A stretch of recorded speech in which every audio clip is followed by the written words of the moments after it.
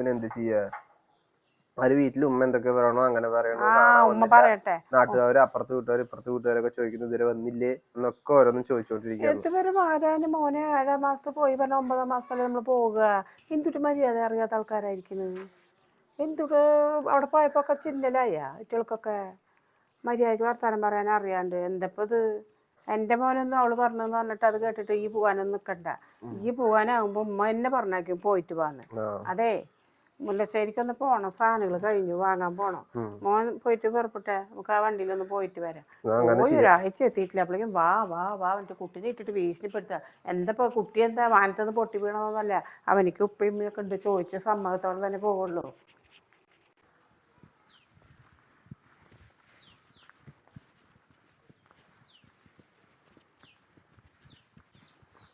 വണ്ടി കാണാനല്ലോ, അവിടെ പോയി?